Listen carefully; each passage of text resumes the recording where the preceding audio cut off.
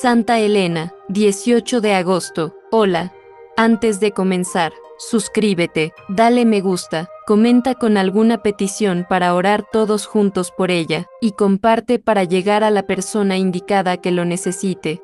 La madre de Constantino el Grande nació a mediados del siglo III, posiblemente en la localidad romana de Drepanum, conocida más tarde como Helenópolis, en el Golfo de Nicomedia, y murió alrededor del año 330. De familia humilde. San Ambrosio, en su Oratio de Obitu Theodosi, se refiere a ella como stabularia o posadera. No obstante, se convirtió en la esposa legítima de Constancio Cloro. Su primer y único hijo, Constantino, nació en Naissus, en la Alta Moesia, en el 274. La afirmación hecha por cronistas ingleses de la Edad Media, en el sentido de que supuestamente habría sido hijo de un príncipe británico, carece totalmente de fundamento histórico. Esta idea pudo surgir por la errónea interpretación de un término utilizado en el panegírico del matrimonio de Constantino con Fausta, que Constantino, oriendo por sus orígenes, desde el principio, había honrado a Bretaña, lo cual fue tomado como una alusión a su nacimiento, cuando en realidad hacía referencia al comienzo de su reinado. En el 292 Constancio se convirtió en el César de Occidente, dándose a sí mismo prerrogativas de tipo político, y renunció a Helena para casarse con Teodora, hijastra del emperador Maximiano Herculius, su benefactor y admirador. Pero su hijo permaneció fiel y leal a ella. A la muerte de Constancio Cloro, en el 308, Constantino, quien le sucedió, convocó a su madre a la corte imperial, confiriéndole el título de Augusta, ordenando que se le tributaran honores como la madre del soberano, y acuñó monedas con su efigie. Por influencia de su hijo, abrazó el cristianismo después de la victoria de este sobre Magencio. Esto es atestiguado directamente por Eusebio Vita Constantini.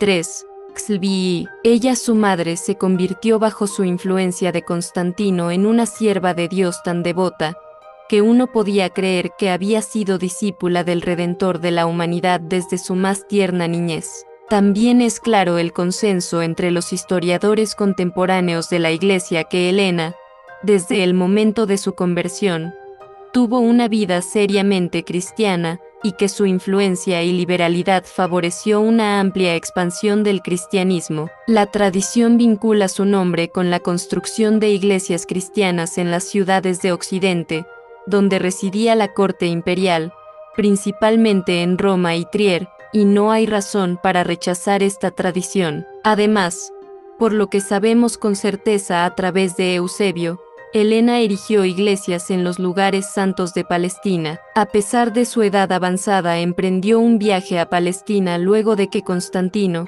gracias a su victoria sobre Licinio, se convirtió en el único emperador del Imperio Romano en el 324. Fue en Palestina, como lo sabemos por Eusebio Op. Cit.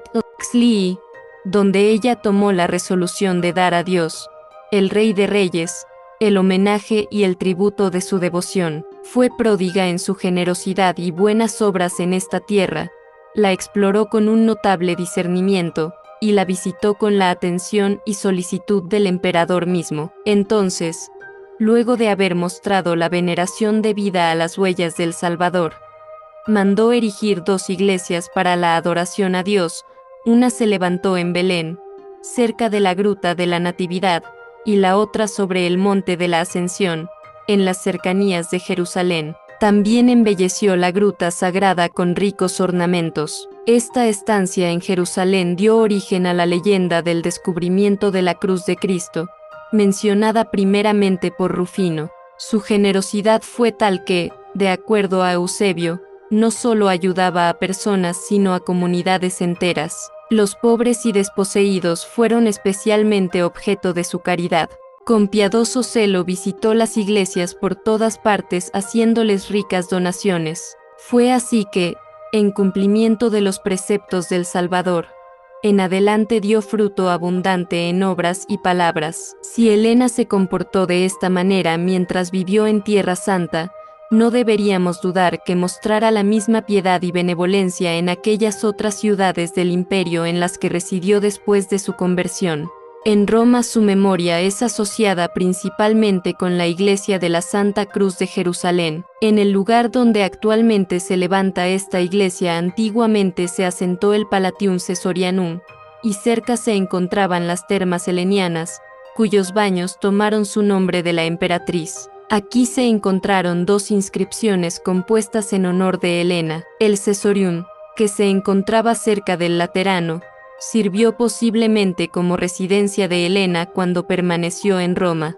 Por eso es bastante probable que en este lugar Constantino haya erigido una basílica cristiana, a sugerencia de su madre y en honor de la cruz verdadera. Por eso es bastante probable que en este lugar Constantino haya erigido una basílica cristiana, a sugerencia de su madre y en honor de la cruz verdadera. Helena aún vivía en el año 326, cuando Constantino mandó ejecutar a su hijo Crispo, cuando, según la relación de Sócrates, en el 327 el emperador realizó mejoras en Drepanum, la ciudad natal de su madre, y decretó que se llamaría Helenópolis. Es probable que ella haya regresado de Palestina con su hijo, quien para entonces residía en Oriente. Constantino estuvo con ella cuando murió a la avanzada edad de 80 años aproximadamente. Su cuerpo fue llevado a Constantinopla y colocado para su descanso en la cripta imperial de la Iglesia de los Apóstoles.